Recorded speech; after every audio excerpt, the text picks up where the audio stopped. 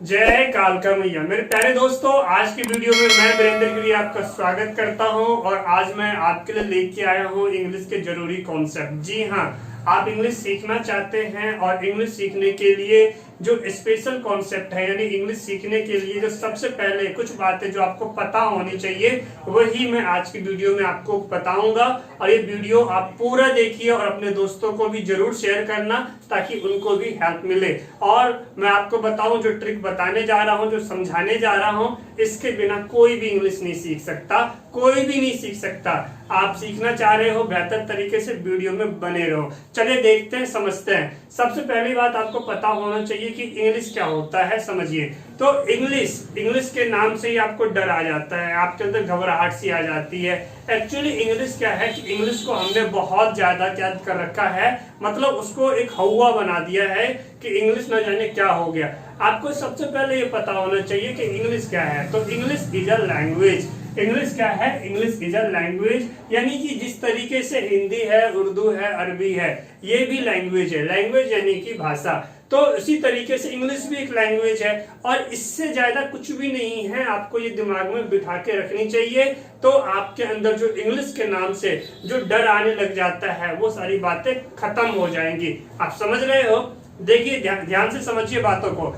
English को हमें यही करना है। इंग्लिश में सीखने का मतलब इतना ही होता है कि जैसे उदाहरण के लिए, जैसे हिंदी में हम पढ़ते हैं, लिखते हैं, बोलते हैं, समझते हैं, बस इसी को इंग्लिश में कैसे करें, यानी इंग्लिश में पढ़ना, लिखना, बोलना और समझना कैसे आ जाए, बस। यानी हिंदी से इंग्लिश में बदलना है, इससे ज्यादा कुछ भी नहीं है। तो इंग्लिश क्या है? English is a language. English एक भाषा है। तो भाषा तो बहुत आसान है, सीखी जा सकती है। चलिए बढ़ते हैं सफर पे। तो सबसे पहली बात, इंग्लिश एक लैंग्वेज है, ये आप समझ गए, ठीक है। और इसको दिमाग में बिठाए रखना। ध्यान से देखो और समझो। आपको सीखनी है इंग्लिश, इंग्लिश सीखनी है तो इंग्लिश की स्टार्टिंग कितने से हुई है? स्टार्टिंग से मतलब ABCD, यही से तो स्टार्ट हुआ। इंग्लिश कितने से हुई है? 26 जो है, A से लेके Z तक कितने होते हैं? 26 होते हैं अल्फाबेट। ठीक, समझ गए? अब देखिए, अब वही अगर हिंदी में आ जाए तो हिंदी में जो है हमारा कहां से स्टार्ट हुआ है? अ, आ, ई, इस तरीके से ज्ञ तक जाओगे। फिर जो है कुछ संयुक्त मात्रा भी आते हैं। तो मिला जुला के आपको समझाने के लिए मैंने उसको 52 लगभग मान लिया है। ठीक, क्यों? ताकि इससे आप आसानी से समझो। यहां तक समझ में आ गया? अब ध्यान दो और ध्यान दो इस पे, समझो कि जो इंग्लिश है हमारी 26 से स्टार्ट हुई है और हिंदी जो है ये हमारी 52 से स्टार्ट हुई है। बात समझिए। तो आप क्या देख रहे हो कि जो देखो 26 से जो स्टार्ट हुआ है तो इंग्लिश भी इसी का आधार पे बनता चला जाएगा। अब हिंदी की बात करते हैं, हिंदी जो 52 से स्टार्ट हुआ है तो यहां से बनता चला जाएगा। तो हमने क्या देखा, शुरू में ही देखा कि इंग्लिश जो है हिंदी की आधी है। बात समझ रहे हो? 26 का डबल 52 होता है। बातों को समझिए, ध्यान से देखिए बातों को। तो इंग्लिश क्या है? शुरुआत में ही कम है, हिंदी शुरुआत में ही ज्यादा है। तो कहने का मतलब क्या है? इसके अंदर सेंटेंस जो है कम बनेंगे।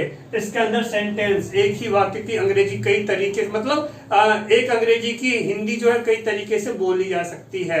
तो यानी यहाँ पे क्या समझ में आता है? देखो, यहाँ समझने वाली बात यह है कि इंग्लिश क्या है? इजी है। इजी यानी कि आसान। और हिंदी की बात करें तो हिंदी क्या है? हिंदी हमारा टफ है। टफ यानी कि कठिन।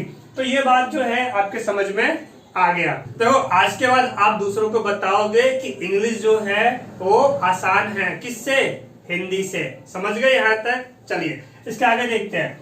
अब यहाँ पे बात करते हैं कि मैंने यहाँ पे हिंदी क्यों लिखा, इसको ध्यान देते हैं। देखो, मैंने इसलिए लिखा क्योंकि जो आप इंग्लिश सीखोगे तो हमारा बेस क्या होगा? हिंदी होगा और हिंदी से हम इंग्लिश की तरफ बढ़ेंगे। अब जरा समझ लेते हैं। बात है, ये 26 तो 52 में आ जाएगा। ध्यान दो, ये 26 तो 52 में आ जाएगा, लेकिन ये 52 26 में नहीं जाएगा। बात समझ रहे हो? अब क्या किया जाए फिर, किस तरीके से? यानी हर एक हिंदी की इंग्लिश नहीं बनेगी। बातों को समझो, पॉइंट समझिए। 52 कभी भी 26 में नहीं जा सकता, 26 52 में आ सकता है। तो बात आ जाती है, यानी हर एक इंग्लिश की हिंदी तो है, लेकिन हर एक हिंदी की इंग्लिश नहीं होगी। ये दिमाग में बिठाना है। आया समझ में? तो देखो, तो यहाँ पे हम देखते हैं सेंस। हमें क्या देखना होता है? सेंस। सेंस का मतलब होता है कि अगर कोई बातें कही जा रही है तो उसका मतलब क्या है, उसका अर्थ क्या निकलता है, हमें इन बातों को समझना होता है। तो यहां तक आप समझ गए, वीडियो में बने रहिए क्योंकि ये जो है सबसे जरूरी कॉन्सेप्ट है। और मैं दावा करता हूं कि जो ट्रिक आज मैं आपको बताने जा रहा हूं ये आपको कोई टीचर नहीं बता सकता, किसी बुक में नहीं मिलेगा, क्योंकि ये हमारा अपना ओरिजिनल ट्रिक सेट है। चलिए देखिए, तो यहां तक आप समझ गए। तो इसके लिए आप दिमाग में एक बात बिठाना है कि जैसे मान लो अगर ये बोला जाता है कि मेरे पिताजी ने मुझे बुलाया है, ने, तो उस ने की अंग्रेजी नहीं बनेगी अलग से। पिता बोलो या पिताजी बोलो या पिताजी ने बोलो, फादर ही होगा। आप समझ में आ गया। तो जी हो चाहे जी ने हो, इनकी अलग से इंग्लिश नहीं बनती है, क्योंकि यहाँ पे देखा जाता है सेंस। सेंस यानी कि अर्थ, यानी बातों का मतलब क्या है। अब और मतलब समझना है, ध्यान से आगे बढ़ते हैं। देखिए आगे बढ़ते हैं तो आप देख सकते हैं कि हमारे पास जो है 3 वाक्य लिखा हुआ है। ये एक वाक्य है वह मेरा भाई है, दूसरा वाक्य है वह मेरा भाई लगता है, तीसरा वाक्य है वह मेरा भाई होता है। देखो समझो, अगर हम इसकी इंग्लिश बनाएंगे तो इंग्लिश क्या होगी, he is my brother, he is my brother, ये हो गया इंग्लिश। तो ही इज माई ब्रदर जो इंग्लिश है, ये किसकी इंग्लिश है, ये पहले की होगी, वह मेरा भाई है। तो वह मेरा भाई लगता है, तो इस लगता है के लिए अलग से क्या लगाओगे, समझो, लगता है के लिए अलग से कोई इंग्लिश बनेगी, नहीं बनेगी। वह मेरा भाई है या भाई लगता है, एक ही तो बात है। बातों को समझिए, यही तो मैं आपको समझा रहा था अभी, आपको यही तो मैं बता रहा था कि होता क्या है, वो मेरा भाई है चाहे लगता है, इनका मतलब एक ही है। यानी हिंदी में बोलने के अलग अलग तरीके हैं, इंग्लिश उतनी नहीं बनती है, तभी तो 2652 में जाएगा। समझ पा रहे हो, बहुत जरूरी कॉन्सेप्ट है, बने रहिए। देखिए अब इसके आगे बात करते हैं, मेरा भाई होता है, तो होता है के लिए भी अलग से इंग्लिश नहीं बनेगी कुछ भी। तो अब बात करते हैं इन तीनों की इंग्लिश क्या अलग अलग होगी, नहीं, इन तीनों की इंग्लिश एक ही होगी। वह मेरा भाई है, वह मेरा भाई लगता है, वह मेरा भाई होता है, इन तीनों की इंग्लिश क्या होगी, ही इज माई ब्रदर। बस पॉइंट क्लियर, समझ में आ गया। तो इस तरीके से क्या होता है कि जहां पे वाक्यों का अर्थ सेम निकल रहा हो, वह मेरा भाई है, मेरा भाई लगता है, मेरा भाई होता है, तो उस कंडीशन में हम क्या करेंगे, उसकी इंग्लिश एक ही बनेगी। पॉइंट समझ गए। चलिए अगर यहाँ पे सेंटेंस हमारा ये होता, मान लेते हैं हमारा एक सेंटेंस जैसे है, देखो यहाँ पे मैंने एक सेंटेंस लिया, वह मेरा भाई है, ध्यान दो, वह मेरा भाई है, और दूसरा सेंटेंस दे देता हूं, वह मेरी बहन लगती है, वह मेरी बहन लगती है। ये हमने 2 सेंटेंस दे दिया, वह मेरा भाई है और दूसरा है वह मेरी बहन लगती है। तो क्या इन दोनों की इंग्लिश एक बनेगी, बिल्कुल भी नहीं, एक बिल्कुल भी नहीं बनेगा। क्यों, देखो भाई एक वाक्य बता रहा है भाई के बारे में और दूसरा वाक्य बता रहा है बहन के बारे में, तो यहाँ पे तो मतलब अलग अलग निकल गया। जब मतलब अलग अलग निकल गया तो इनकी इंग्लिश भी क्या होगी, अलग अलग बनेगी। तो ये भी बात आपको दिमाग में बिठा के रखना है। आगे समझ में, चलिए अब इसके आगे देखते हैं, बने रहो वीडियो में और देखते जाओ। चलिए इसके आगे हमें समझना होता है ये वाक्य, वाक्य का क्या मतलब होता है। देखिए वाक्य का मतलब होता है, वैसे तो आपको मिल जाएगा कि शब्दों के जोड़ को वाक्य कहते हैं, लेकिन मेरा तरीका समझो, जो मैं आपको ट्रिक देने जा रहा हूँ। ट्रिक ये है कि वाक्य क्या होता है, तो वाक्य को समझने के लिए सिंपल सा तरीका ये है कि आपने बोलना स्टार्ट किया, जहां आपकी एक सांस पूरी हुई वहां पे क्या बन गया, एक वाक्य बन गया। जैसे सांस मतलब सांसों का टूटना, कैसे देखो, मैं जा रहा हूं, तो ये मेरी सांस टूट गई, तो मैं जा रहा हूं एक वाक्य बन गया। तुम जाओगे, सांस टूट गया, एक बात पूरी हो गई तो वाक्य बन गया। अब देखो इधर आओ, आपने क्या देखा, एक सेंटेंस लंबा था, एक से छोटा हो गया और एक बाद वाला बिल्कुल छोटा हो गया। तो आप क्या समझे, देखो आपकी सांसें जहां टूटती है वो एक वाक्य बनता है।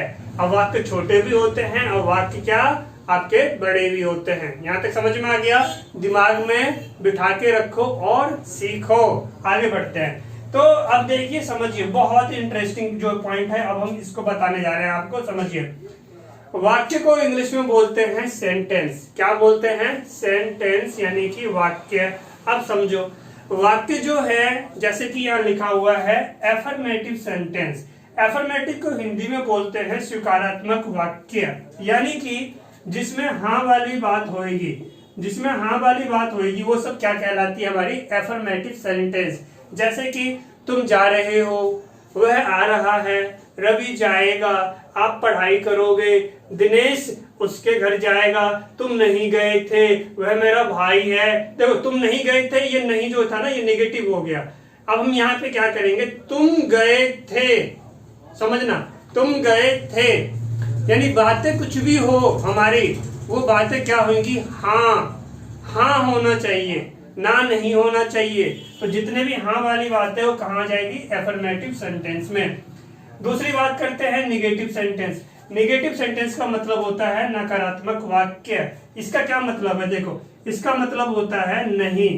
नहीं यानी कि मना कर दिया, तुम नहीं जाओगे, तुम यहाँ मत बैठो, तुम वहां नहीं जाओगे, तुम पढ़ाई नहीं करते हो, कुछ भी नहीं का मतलब निगेटिव सेंटेंस। आगे चले, देखिए, आगे हो जाता है हमारा प्रश्न, यानी पूछते हैं। इसको क्या बोलते हैं इंग्लिश में? इंटरोगेटिव सेंटेंस बोलते हैं। तो इंटरोगेटिव सेंटेंस का मतलब होता है पूछना, प्रश्नवाचक वाक्य। देखो, क्या तुम जाओगे? क्या तुम आओगे? क्या वह मेरे साथ था? क्या आपने उसको बुलाया? क्या रवि उसके घर जाएगा? बात समझ रहे हो? कुछ भी पूछोगे, ये सब क्या कहलाता है? प्रश्नवाचक वाक्य, यानी इंटरोगेटिव सेंटेंस। यहां तक समझ में आ गया? आगे देखते हैं। अगर हम आगे बात करें तो इसमें क्या होगा? प्रश्न भी होगा और साथ में क्या होगा? नहीं भी होगा। यानी प्रश्न और नहीं का मतलब ये हो जाता है कि आप पूछते भी हो। देखो, जो लास्ट है हमारा इंटरोगेटिव और नेगेटिव सेंटेंस का मतलब होता है कि आप पूछते हो, प्रश्नवाचक और नकारात्मक वाक्य। आप पूछते हो और मना करते हो। क्या आप पढ़ाई नहीं करोगे? क्या रवि उसके घर नहीं जाएगा? क्या वह नहीं पढ़ाई करता है? क्या दिनेश उससे नहीं मिलेगा? तो ये जितने भी वाक्य हैं जिसमें क्या भी आएगा और मना भी कर रहे हो, तो वो हमारा कहलाता है इंटरोगेटिव एंड नेगेटिव सेंटेंस, यानी प्रश्नवाचक और नकारात्मक वाक्य। यहां तक समझ में आ गया? कमेंट करना, और आप लोग ऑनलाइन क्लास को ज्वाइन कर लीजिए। नंबर आपको दिख रहा है इस पे, और आप मुझसे क्लास में पूछना। जो बच्चे हमारे पास पढ़ाई कर रहे हैं, आप लोग क्लास में भी कोई कंफ्यूजन रह जाती है, वैसे रहनी तो नहीं चाहिए, तो आप मुझसे क्लास में भी डिस्कस कर सकते हैं। तो देखो, अभी तो हमने क्या किया? अभी हमने यहाँ पे हिंदी लिखा था, स्वीकारात्मक वाक्य, नकारात्मक, ये सब हिंदी लिखा हुआ है। लेकिन होना क्या है, अभी हम हिंदी में समझ रहे हैं, हमारा बेस हिंदी है। लेकिन आने वाले दिनों में जो हमारी क्लास आगे बढ़ेगी, तो जो आप पढ़ोगे ऑनलाइन क्लास में, जो सीखोगे, समझो, ये वीडियो तो मैं बना रहा हूँ क्योंकि मेन बेसिक कॉन्सेप्ट है, आप उसको बार बार रिपीट करके देखिए। अब यहाँ पे समझते हैं, देखिए, तो हम हिंदी को अब साइड कर देंगे। अब हमें समझ में आ गया कि एफर्मेटिव का मतलब होता है हाँ वाली बातें, और निगेटिव का मतलब नहीं वाली बातें, इंटरोगेटिव का मतलब प्रश्न वाली बातें, इंटरोगेटिव और नेगेटिव का मतलब होता है प्रश्न और नहीं वाली बातें। समझ गए? यानी अब क्या चलेगा? इंग्लिश चलेगा। अब इसके आगे देखते हैं। देखो, यहाँ तक क्लियर हो गया। अब इसमें मैं आपसे पूछूं, क्या आप एक ऐसा सेंटेंस बता सकते हो मुझे जो इन चारों से अलग हो, जिसमें हाँ भी ना हो, ना भी ना हो, प्रश्न भी नहीं हो, अब पूछ के मना करना भी नहीं हो, यानी कि प्रश्न भी नहीं हो और नहीं वाली बात भी नहीं हो? क्या आप बता सकते हो एक सेंटेंस? कमेंट जरूर करना। और बच्चों, मैं आपसे ऑनलाइन क्लास में सुनूंगा, जरूर बताना मुझे ऑनलाइन क्लास में। जब हम क्लास में मिलेंगे, मुझे बताना कि आपको कौन से सेंटेंस ऐसे मिले जो इन चारों से अलग थे, बताना जरूर, ठीक है? हाँ, आप लोगों के लिए कह रहा हूँ जो मुझे अभी यूट्यूब पे देख रहे हैं, आप लोग कमेंट कीजिए। बाकी बच्चे तो ऑनलाइन क्लास लेते ही हैं, तो ये तो उनसे तो चलो मैं पूछूंगा, ठीक? कमेंट जरूर करना और क्लास को ज्वाइन करना। चलिए देखते हैं। यहाँ तक समझने के बाद अब जो है हमें देखना होता है कि चलो हमें समझ में आ गया कि सेंटेंस जो मैंने बताए हैं ये है, 4 है। अब बात आ जाती है कि इसको बनाने का। देखो, बनाने का जो तरीका होता है, जब आप इंग्लिश बनाते हैं, आपके पास एक वाक्य है, जब आप उसकी इंग्लिश बनाते हैं तो आपके पास सबसे बड़ी प्रॉब्लम क्या होती है? सबसे बड़ी प्रॉब्लम यह है कि किसकी इंग्लिश पहले लिखे और किसकी इंग्लिश बाद में लिखे। ये बहुत बड़ी प्रॉब्लम है और इसमें क्या है, आप कंफ्यूज रहते हो। तो इसी कंफ्यूजन को खत्म करेंगे अभी आगे जो हम पढ़ने वाले हैं। यानी अभी हम पढ़ने वाले हैं स्ट्रक्चर ऑफ द सेंटेंस, यानी वाक्यों की बनावट। वाक्यों की बनावट क्या होती है, यानी वाक्यों को किस तरीके से बनाया जाता है, समझ रहे हो? जैसे एग्जाम्पल के लिए समझो, आपने एक कमरा देखा, एक रूम देखा, एक रूम बना हुआ है या कोई बिल्डिंग बनी हुई है। तो बिल्डिंग जो बनती है तो नीचे जमीन होता है और फिर उसके बाद जो है ऊपर छत होता है और चारों साइड जो है दीवारें खड़ी की जाती है। तो आपने देखा क्या है कि इस तरीके से बिल्डिंग बना हुआ है। तो जो बिल्डिंग बना हुआ है ना, पहले जमीन चाहिए नीचे, फिर दीवार चाहिए और फिर छत चाहिए, फिर उसके आगे जो भी बहुत सारी चीजें बनती चली जाती है। तो वो क्या है, वो बनावट है, वो क्या है, स्ट्रक्चर है। उसी तरीके से वाक्यों में भी एक बनावट होता है, एक स्ट्रक्चर होता है। चलिए आगे देखते हैं, उसको समझते हैं। तो सबसे पहले स्ट्रक्चर को समझ लेते हैं कि सेंटेंस का स्ट्रक्चर क्या होता है। देखिए और समझते हैं यहाँ पे। तो स्ट्रक्चर का मतलब वाक्यों की बनावट, जैसा कि मैंने आपको अभी समझाया था और आप समझ गए हैं।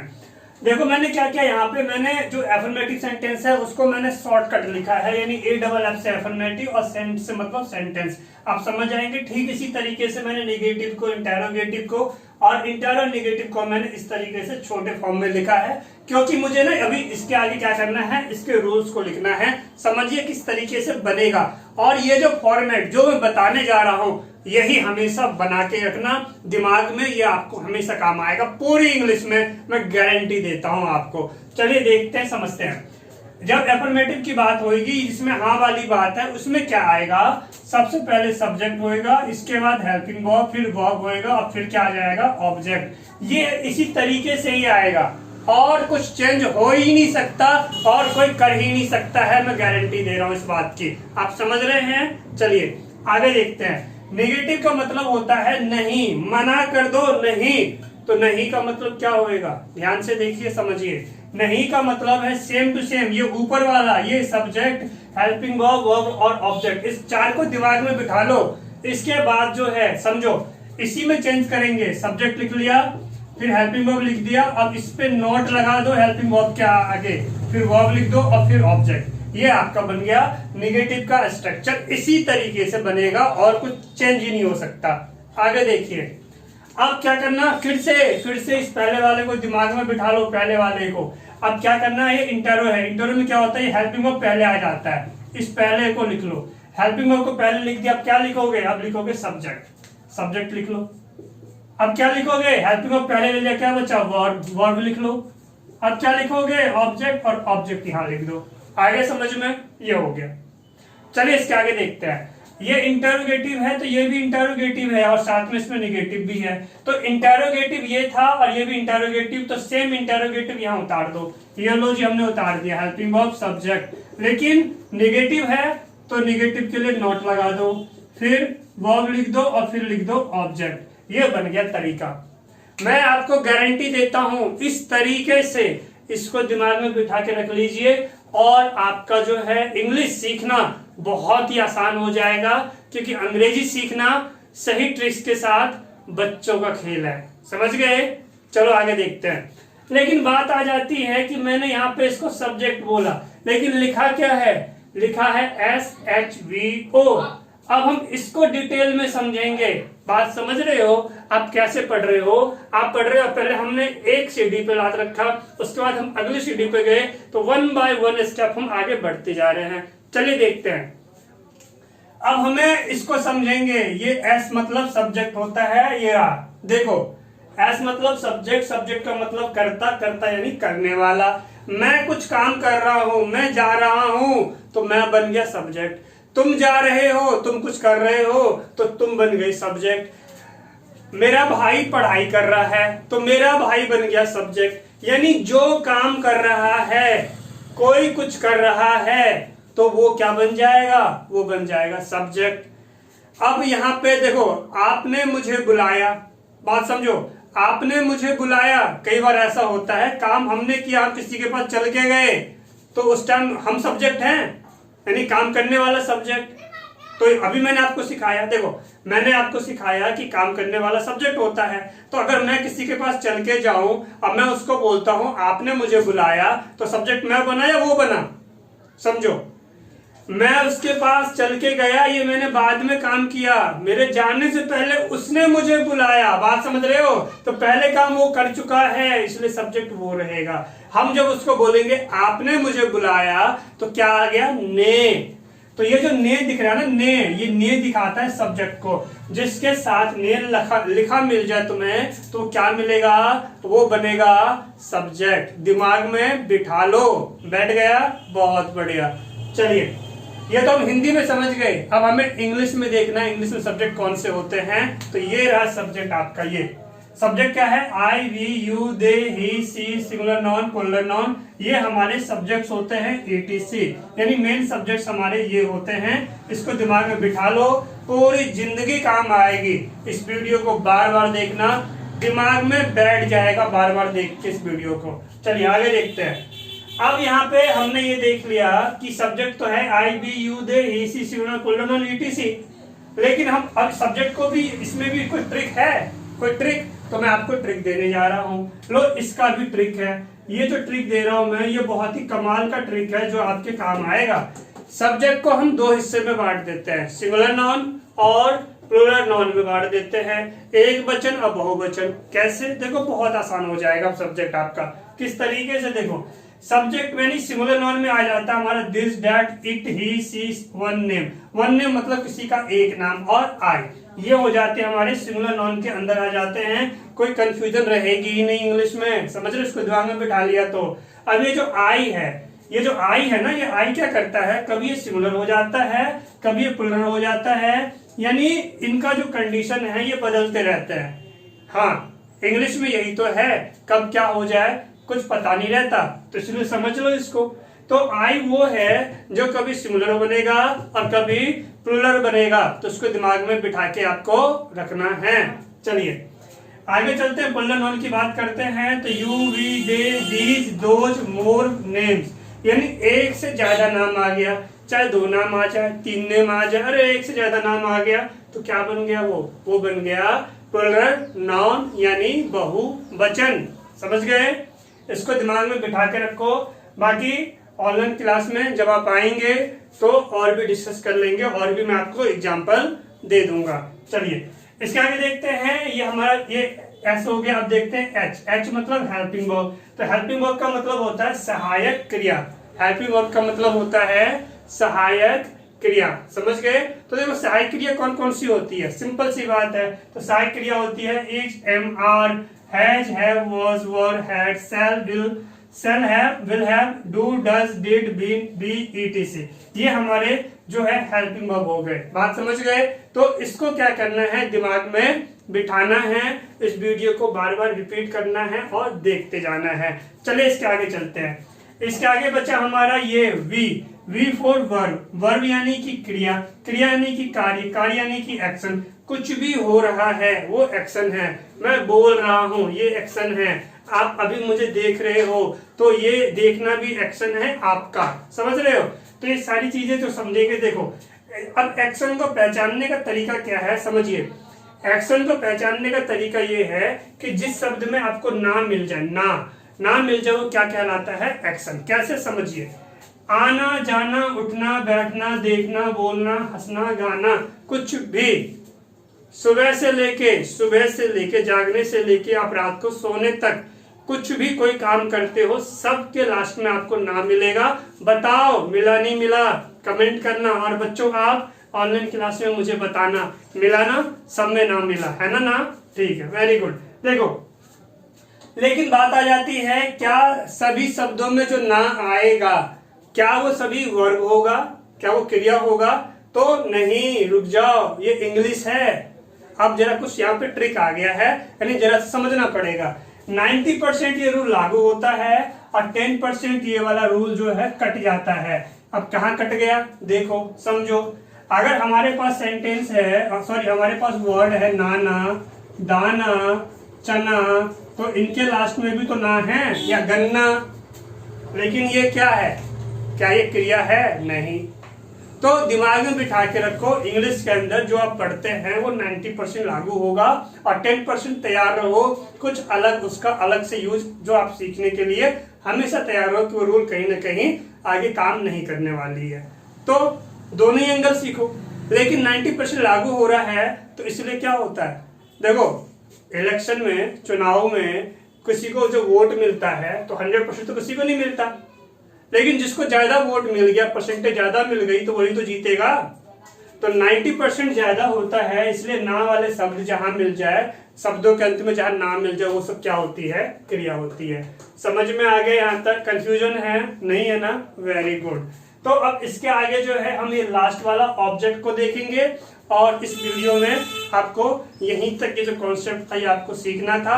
इसके आगे नेक्स्ट वीडियो लेके आ रहा हूं मैं, वो भी आपको सीखना बहुत जरूरी है। बाकी ऑनलाइन क्लास आपको ज्वाइन करनी है, पढ़िए, क्योंकि बिन गुरु ज्ञान नहीं होता है। ये यूट्यूब है, यहाँ आप कहाँ बोलोगे, जो हमारा ऐप है उस ऐप से आप पढ़ेंगे, तुरंत पूछेंगे सर ये बताइए, मैं तुरंत बताऊंगा। बात समझ रहे हो? यूट्यूब पे बहुत कमेंट डाल दिया, अब कमेंट कब कौन देख रहा है नहीं देख रहा है, इसलिए पढ़ाई करो, टाइम वेस्ट मत करो, पढ़ना आपके लिए बहुत ही ज्यादा जरूरी है। चले जल्दी से आगे बढ़ते हैं। तो जल्दी से अब ऑब्जेक्ट को समझ लेते हैं। ऑब्जेक्ट क्या है, देखो ओ फॉर ऑब्जेक्ट, ये मैंने आपको लिख दिया है। ऑब्जेक्ट का मतलब होता है कर्म। और देखो आपको पहचानना कैसे है, आपको हिंदी के वाक्यों में जो है देखना है क्या, समझिए, आपको देखना है क्या उस वाक्यों में से है, काके की है, अगर ये दिख जाए तो ये क्या होता है, ये आपका ऑब्जेक्ट होता है, यानी ये ऑब्जेक्ट को दिखाता है। नंबर 1। दूसरा तरीका क्या है, एक और तरीका समझिए जो मैं आपको बताने जा रहा हूं, वो ये है कि एक सेंटेंस के अंदर जो स्ट्रक्चर है, सब्जेक्ट है, हेल्पिंग वर्ब है, वर्ब है, इसके बाद जो बच गया वो क्या बचा आपका, वो ऑब्जेक्ट ही बचा। समझ गए? ये था दूसरा तरीका। एक तरीका मैंने आपको बताया कि से काके की मिल जाए वाक्य के अंत में तो ऑब्जेक्ट है। दूसरा बताया मैंने कि जैसे स्ट्रक्चर है उसमें सब्जेक्ट हेल्पिंग वर्ब है, इसके बाद जो बच गया वो ऑब्जेक्ट होता है। 2 तरीका हो गया। अब हम इसको इंग्लिश में कैसे पहचानेंगे कि ऑब्जेक्ट है या नहीं है, तो इसको समझिए और देखिए। देखो इंग्लिश में समझने के लिए नॉर्मल सी बात है, ऑब्जेक्ट यानी कि me, him, her, us, you, them, singular noun और प्लूरल नॉन, ये हमारा ऑब्जेक्ट होता है, ये आप समझ गए। अब मैं आपको उदाहरण देने जा रहा हूं जो कि मैंने आपको हिंदी में समझाया था कि जैसे कि से हो, काके की हो, तो ये ऑब्जेक्ट को दिखाता है। इसका उदाहरण यहाँ पे है, देखिए रवि ने, देखो रवि श्याम से बात करता है, रवि श्याम से बात करता है, एक ही सेंटेंस में 2 नाम आ गया, रवि और श्याम। तो रवि श्याम से बात करता है, तो इसका मतलब क्या है, जो ये रवि है, शुरुआत वाला रवि क्या है, ये सब्जेक्ट है, ये क्योंकि रवि बात कर रहा है और किससे बात करता है, श्याम से। तो से किसको दिखाता है, से दिखाता है ऑब्जेक्ट को। तो श्याम क्या हो गया हमारा, ये श्याम हो गया ऑब्जेक्ट। यहां तक समझ गए? इसके आगे इसमें देखो, इसमें क्या है, रवि ने श्याम को बुलाया। अब इसमें क्या देख रहे हैं आप, इसमें देख रहे हो को, तो को किसके साथ लगा है, श्याम के साथ, तो श्याम क्या बन जाएगा, ऑब्जेक्ट बन जाएगा। बात यह आ जाती है कि देखो मैंने बोला सिंगुलर नॉन, आपने देखा कि सिंगुलर नॉन यहाँ पे भी है, सिंगुलर नॉन सब्जेक्ट में भी था।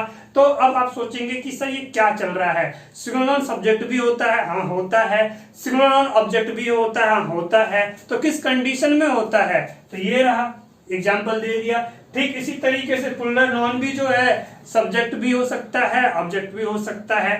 ऑनलाइन क्लास में जब आप आएंगे तो और भी डिटेल में मैं इसको एक्सप्लेन कर दूंगा। चलिए, तो ये आप समझ गए, और ये क्लास आपको कैसी लगी आप लोग जरूर बताना, और जल्दी से क्लास को ज्वाइन कर लो, क्योंकि YouTube पे आप बोल नहीं सकते हो ना, बोलने के लिए अलग से ऐप है, उस ऐप पे जो आप पढ़ोगे, मैं पढ़ा रहा हूँ, आप तुरंत पूछोगे सर बताइए क्या, बिल्कुल जैसे आप कहीं कोचिंग सेंटर में जो है पढ़ने जाते हैं, बिल्कुल ठीक उसी तरीके से बहुत कुछ मिलने वाला है। क्या है अभी बताता हूँ, देखो समझो। आपको ऑनलाइन क्लास ज्वाइन करने के लिए ये आपको नंबर दिख रहा है, इस नंबर पे आप मुझे व्हाट्सअप कीजिए, कॉल ना करके व्हाट्सअप कीजिए कि सर मुझे ऑनलाइन क्लास लेनी है। बस आप चाहे कहीं भी रहते हो, उससे कोई फर्क नहीं पड़ता है, क्योंकि ऑनलाइन के जरिए आप पढ़ाई कर सकते हैं। आगे देखते हैं, समझिए, देखिए क्या है। आपको एडमिशन चार्ज 50 रुपीज पे करना है। कैसे पे करोगे, गूगल पे, फोन पे, पेटीएम से 50 रुपये आपको पे करना है एडमिशन चार्ज। इसके बाद जो है आपका दाखिला हो जाएगा, आपने एडमिशन ले लिया, इसके बाद जो है हम आपका ग्रुप क्रिएट कर देते हैं, ग्रुप बन जाता है। इसके बाद आप जो है पढ़ना स्टार्ट करेंगे, यानी एडमिशन के बाद ही आपका पढ़ना स्टार्ट हो गया।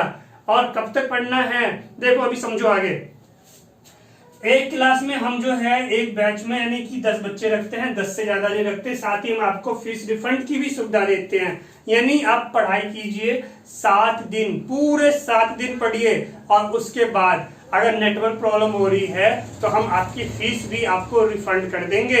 यानी आपने देखो आपने क्या किया, पहले आपने 50 रुपए पे किया और पे करने के बाद जो है अब 50 रुपए पे किस पे करना है समझो, 50 रुपए पे करना है, वो मेरा ये नंबर है, इस नंबर पे आपको 50 रुपए पे करना है, ये हमारा गूगल पे, फोन पे, पेटीएम नंबर है, इस पे आप पे कीजिए। अब बात करते हैं एडमिशन हो गया, आप क्लास ले रहे हो, उसके आगे आप पढ़ते चले जाइए और आपने एडमिशन के बाद ही जो है आपने अपनी फीस भी हमें पे कर दी। आपको क्लास पसंद आया, आपने पे कर दिया, टेंशन मत लीजिए। अब क्या करना, फीस क्या होगी, सारी बातें हम डिस्कस कर लेंगे। अब आप पढ़िए, 7 डेज आप पढ़िए, नेटवर्क प्रॉब्लम हो रही है, क्लास को आप ड्रॉप कर सकते हैं, नो प्रॉब्लम। 7 डेज जो हमने आपको पढ़ाया है, 7 दिन जो हमने आपके लिए मेहनत की है, वो फीस माइनस करने के बाद आपकी पूरी फीस हम आपको रिटर्न कर देंगे, यानी आपको रिफंड मिल जाएगा। समझ गए? तो सोचने की जरूरत नहीं, टेंशन फ्री होकर पढ़ाई करो।